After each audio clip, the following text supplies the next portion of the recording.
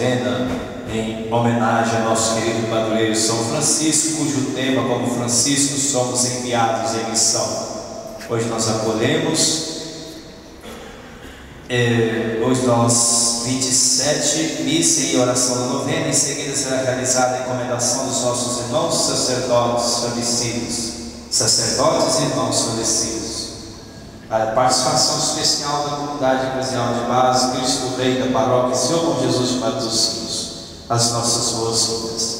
Acolhemos também em nossa celebração duas irmãs da comunidade Arautos do Evangelho. Eu pediria às duas irmãs que, por gentileza, viessem aqui para que nós pudéssemos fazer a apresentação. Por favor.